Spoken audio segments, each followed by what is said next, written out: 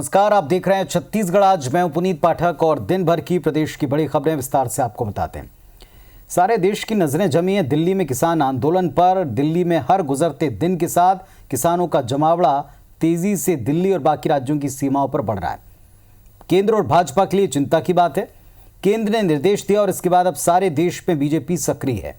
छत्तीसगढ़ में भी भारतीय जनता पार्टी ने धान खरीदी केंद्रों के बाहर किसान पंचायतें लगाकर उन्हें केंद्र के नए कृषि कानून के लाभ गिनाने शुरू किए।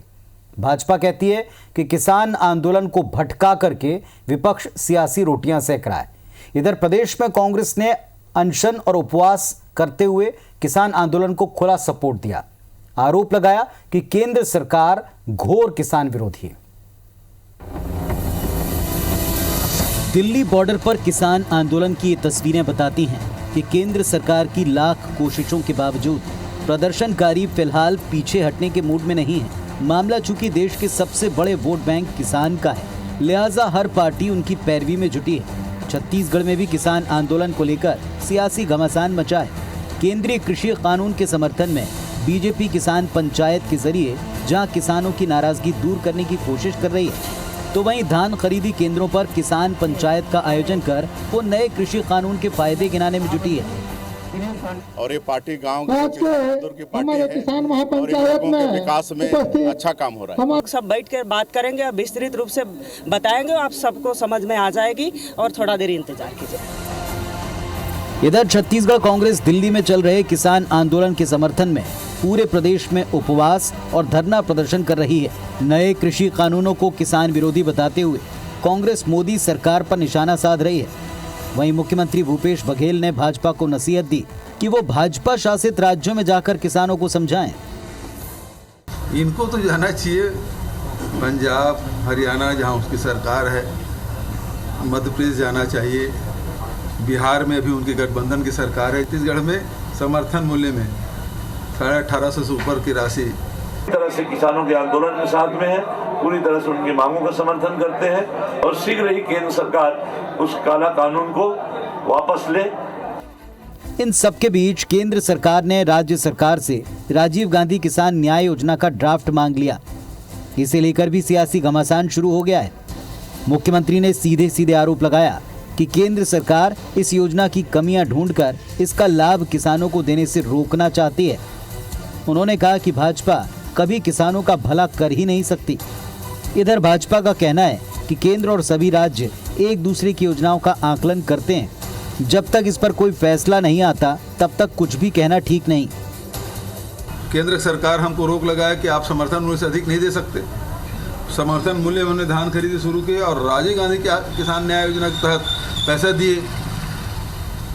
भारतीय जनता पार्टी चाहती ही नहीं कि किसानों के खाते में पैसा पहुंचे।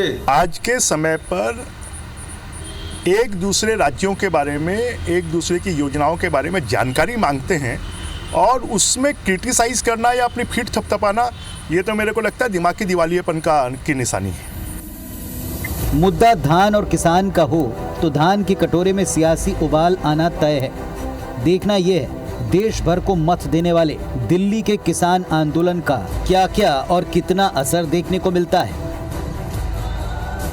Bureau report, IBC 24।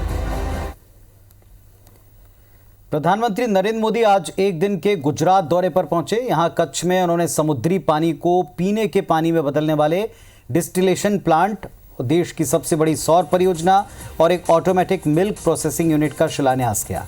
प्रधानमंत्री ने एक बार फिर आंदोलन करने वाले किसानों को समझाइश दी।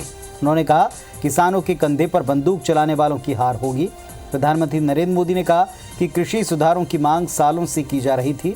अनेक किसान संगठन हमेशा से यही मांग कर रहे थे कि अनाज को देश में कहीं पर भी बेचने का विकल्प दिया जाए। विपक्ष में बैठे लोग अपनी सरकार रहते कदम उठा नहीं पाए। हमारी सरकार ने ये साहसिक कदम उठाया तो विपक्ष के लोग अब किसानों को भ्रमित कर रहे हैं। हम किसानों की हर समस्या, हर बात का समाधान देने के लिए 24 घंटे तैयार हैं। मैं अपने किसान भाई बहनों से फिर एक बार कह रहा हूं, बार बार दोहराता हूं कि उनकी हर शंका के समाधान के लिए सरकार 24 घंटे तैयार है। मुझे विश्वास है कि किसानों के आशीर्वाद की ये ताकत देश भर के किसानों के आशीर्वाद की ताकत, जो भ्रम फैलाने वाले लोग हैं, जो राजनीति करने पर तुले हुए लोग हैं, जो किसानों के कंधे पर बंदूकें फोड़ रहे हैं, देश के सारे जागरूक किसान उनको भी परास्त करके रहेंगे। उधर मुख्यमंत्री भूपेश बघेल ने पूर्व मुख्यमंत्री डॉक्टर रमन सिंह पर एक बार फिर हमला बोला है। प्रदेश सरकार के कामकाज को लेकर सवाल उठाए जाने पर पलटवार करते हुए मुख्यमंत्री भूपेश बघेल ने कहा कि वे अप्रासंगिक हो गए। रमन सिंह 15 साल विपक्ष में रहे तब नहीं डरे यार, तो अब क्या डरेंगे उससे?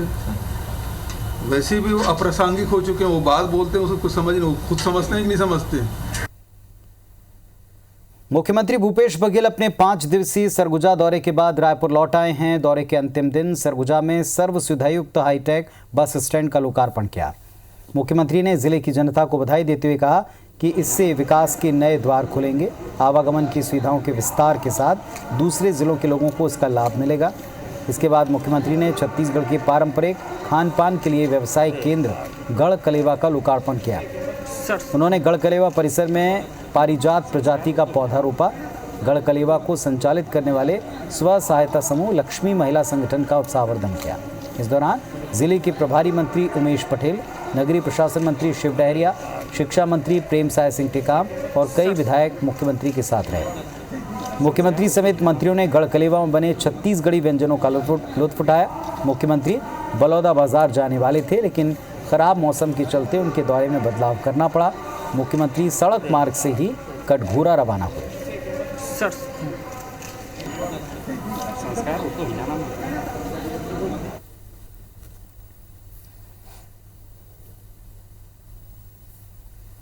हमारी जो योजनाएं हैं वो ठीक ढंग से क्रियान्वित हो रही है नहीं हो रही। हर जिले में जाकर वहाँ के गौठान भी मैंने देखा और धान खरीदी केंद्र और जो इंग्लिश मीडियम स्कूल जो स्वामी आत्मानंद के नाम से जो हमने शुरुआत की, वहाँ भी उन सभी जिलों में जाके मैंने निरीक्षण किया।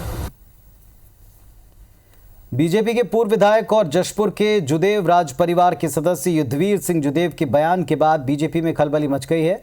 युद्धवीर ने बीजेपी को व्यापारियों की पार्टी बताया था और मुख्यमंत्री की तारीफ की थी। सारंगढ़ पहुंचे बीजेपी प्रदेश अध्यक्ष विष्णुदेव साय और रायगढ़ सांसद गोमती साय ने इस बयान को अफवाह बताया। वहीं नेता प्रतिपक्ष धर्मलाल कौशिक ने कहा कि सबके अपने निजी संबंध होते हैं, कोई किसी की भी तारीफ कर सकता है। कौशिक ने कहा, परिवार में राजी नाराजगी का दौर चलता रहता है, जिसे वक्त रहते दूर कर लिया जाता है। इधर सरगुजा दौरे से लौटे सीएम भूपेश बघेल ने कहा, अगर उन्होंने कुछ कहा है तो अपने अनुभव के आधार पर ही कहा होगा। वहीं कृषि मंत्री रविंद्र चौबे ने जुदेव के बयान को लेकर कहा कि अगर वो अपने नेताओं पर सवाल उठा रहे हैं तो साफ है कि बीजेपी में अंदरूनी कलह है। वो कांग्रेस में आएंगे या नहीं वो खुद तय करेंगे, लेकिन कांग्रेस उन्हें स्वीकार करेगी, इसका फैसला संगठन करेगा। भारतीय जनता पार्टी आज दुनिया की सबसे बड़ी पार्टी है। 18 करोड़ इसके प्राथमिक सदस्य हैं और पिछले 6 वर्षों से मोदी जी के नेतृत्व में सरकार चल रही है और देश के अधिकांश प्रदेशों में भारतीय जनता पार्टी की सरकार है और ये पार्टी गांव की पार्टी है और लोगों के विकास में अच्छा काम हो रहा है। ये सब अफवाह है और जुदेव जी का बना हुआ पार्टी है, उनका दिया हुआ राज्य है और ऐसे कुछ हो ही नहीं सकता है और ये सब गलत फहमी है। राजी नाराजी व्यक्तिगत चलते रहती है और स्वाभाविक रूप से परिवार है, परिवार में इस प्रकार के राजी नाराजी होती है। मुझे तो ऐसी जानकारी नहीं है, लेकिन यदि वो कह रहे हैं कि तो ठीक ही कह रहे होंगे, अपने अनुभव के आधार पर कोई बात कह रहे होंगे। युद्धवीर जी कुछ बोल रहे हैं, इसका मतलब है भाजपा का आत्मावलोकन का समय आ गया। अब वो आते हैं या नहीं आते हैं ये उनका विवेक है। मैं ये तो मेरे संगठन के लोग इस पर कुछ बोल पाएंगे, लेकिन व्यक्तिगत रूप से युद्धवीर जी का मैं बेहद सम्मान करता हूँ। 17 दिसंबर को छत्तीसगढ़ में मुख्यमंत्री भूपेश बघेल ने सरकार को संभाला था। 2 साल इसको पूरे हो रहे हैं और इसे लेकर कैबिनेट मंत्री रविंद्र चौबे ने एक प्रेस कॉन्फ्रेंस करते हुए सरकार के 2 साल की उपलब्धियों को गिनाया। चौबे ने कहा कि सरकार बनने के साथ हमने गढ़बो नवा छत्तीसगढ़ का नारा दिया, छत्तीसगढ़ को नई दिशा के साथ आगे बढ़ाने का काम किया। आज लोगों के लिए भूपेश है तो भरोसा है नारा बन चुका है। सरकार ने छत्तीसगढ़ी अस्मिता को पहचान दी। उन्होंने कहा कि केंद्र की योजनाओं का फायदा किसी को मिले ना मिले, छत्तीसगढ़ की राजीव गांधी न्याय योजना का लाभ लाखों लोगों तक पहुंचा है। मंदी के दौर में छत्तीसगढ़ के बाजार गुलजार रहे। मंत्री चौबे ने दावा किया कि कांग्रेस सरकार ने जो कहा वो किया। सरकार की उपलब्धियां गिनाने के साथ उन्होंने पिछली बीजेपी सरकार को जमकर निशाने पर लेते हुए कहा कि छत्तीसगढ़ में बीते 15 साल तक भ्रष्टाचार का राज रहा। छत्तीसगढ़ में अब एक नारा बन गया, भूपेश है तो भरोसा है। आम जनता का भरोसा हासिल करने में माननीय मुख्यमंत्री जी ने और पूरी सरकार ने सफलता अर्जित की है। जो जनता से वायदे किए थे, अधिकांश वायदों को पूरा करने में अपने केवल इस 2 साल के ही कार्यकाल में हम लोग सफल हुए हैं। पटवारियों के अनिश्चितकालीन हड़ताल और मांग को लेकर राजस्व मंत्री जयसिंह अग्रवाल ने कहा कि सरकार की कोशिश है कि जल्दी पटवारियों की समस्या का समाधान हो जाए। बिलासपुर दौरे पर आए मंत्री ने कहा इसके लिए कैबिनेट की बैठक में मुख्यमंत्री से चर्चा कर इसका हल निकाला जाएगा।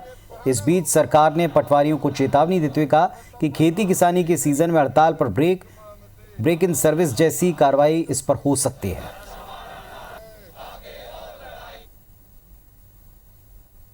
तो पटवारियों की बात है तो वो भी समस्या का समाधान जल्दी हो जाएगा। अभी मैं जा रहा हूँ रायपुर, मैं अभी कोरबा में था और परसों हम लोग कैबिनेट भी है तो मुख्यमंत्री चर्चा करेंगे और फूड मिनिस्टर से भी चर्चा करेंगे, उसका हल निकाल लेंगे। राजनांदगांव के महेश नगर के पास बसंतपुर रोड पर निर्माणाधीन भवन का स्लैब गिर गया, जिससे भवन निर्माण में लगे मजदूर दब गए। हादसे में एक महिला मजदूर की मौत हो गई, एक मजदूर गंभीर रूप से घायल हुआ है। बाकी मजदूरों को निकालने के लिए प्रशासन ने रेस्क्यू अभियान चलाया। बताया जा रहा है कि 3 मंजिला भवन के पोर्च की ढलाई हो रही थी और इसमें करीब 15 से 20 मजदूर काम कर रहे थे। तभी अचानक से भरभरा कर स्लैब गिर पड़ा, जिसमें काम करने वाले मजदूर स्लैब के नीचे दब गए। हादसे की सूचना पर पुलिस और होमगार्ड के साथ साथ एडिशनल कलेक्टर और महापौर भी पहुंच गए। इस दौरान मलबे में दबे 2 मजदूरों को निकाला गया। इनमें से महिला मजदूर ज्योति साहू को डॉक्टर्स ने मृत घोषित कर दिया। महापौर ने हादसे के लिए जिम्मेदार व्यक्ति पर कार्रवाई करने की बात कही, जबकि पुलिस कहती है मलबे में कितने मजदूर दबे हैं ये जानने के लिए पूरा मलबा हटाया जाएगा। इस घटना के बाद ठेकेदार फरार है।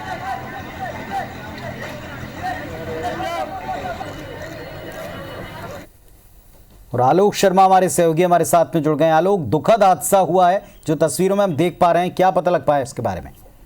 जी मैं बता दूं कि फिलहाल वहाँ पे जो रेस्क्यू ऑपरेशन है वो लगभग समाप्त हो गया है। वहाँ पे जो मलबा था, नीचे जो स्लैब का मलबा गिरा हुआ था, उसको हटा दिया गया है। बता दूं कि जिस तरीके से वो पोर्च का स्लैब गिरा था, उस घटना के समय लगभग 10 से 15 जो मजदूर थे उनमें से 2 मजदूर दब गए थे और तुरंत ही नगर सेना और नगर निगम की टीम, उसका इंजीनियर और सबके मौजूदगी में रेस्क्यू ऑपरेशन किया गया। तो महिला जो श्रमिक मजदूर, उसको निकाला गया, हॉस्पिटल में पहुंचाया गया, जहां पे डॉक्टरों ने मृत घोषित कर दिया। और इस संबंध में कलेक्टर का कहना है कि जांच की जा रही है और इसके अलावा महापौर के द्वारा भी, निगम के द्वारा भी जांच की जा रही है किस तरीके से एक घटना हुई। पुलिस भी अपने स्तर पर जांच कर रही है। जी शुक्रिया आपका आलोक इस जानकारी के लिए। तो आलोक जैसा बता रहे थे, निर्माणाधीन इमारत का स्लैब ढहा है। अब ये जांच का विषय है कि क्या और किसकी लापरवाही थी, कहां चूक हुई। फिलहाल एक महिला मजदूर की इसमें मौत हुई है। रायपुर आरपीएफ ने रेलवे में नौकरी लगाने के नाम पर करोड़ों की ठगी करने वाले गिरोह का पर्दाफाश किया। चंगोरा भाटा के एक मकान में छापामार कार्रवाई करते हुए आरपीएफ ने 5 आरोपियों को गिरफ्तार किया है। जानकारी के मुताबिक सूचना मिली थी कि रायपुर में एक गिरोह बेरोजगार युवकों को रेलवे में नौकरी लगाने के नाम पर ठगी का शिकार बना रहा है। मुखबिर से मिली सूचना के बाद आरपीएफ की टीम ने चंगोरा भाटा स्थित एक मकान में दबिश दी। 5 लोगों को रंगे हाथों गिरफ्तार किया। आरोपियों से पूछताछ में खुलासा हुआ कि ये सभी लोग रेलवे में ग्रुप सी और डी के पद पर नौकरी लगाने का झांसा देते थे। इसके एवज में बेरोजगार युवाओं से 4-4 लाख रुपए लिए जाते थे। आरोपियों ने ऐसे ही 50 से ज्यादा युवाओं को झांसे में लेकर उनसे करोड़ों की ठगी की। आरपीएफ ने आरोपी कृष्ण कुमार साहू, संतोष मिश्रा, लुइस कुमार साहू, रूपेश कुमार, संतोष साहू के पास से रेलवे के नाम से फर्जी दस्तावेज, बड़ी संख्या में नियुक्ति फॉर्म, 6 मोबाइल और 3 लाख का कैश जब्त किया है। सभी आरोपियों को पुलिस के सुपुर्द कर दिया गया है।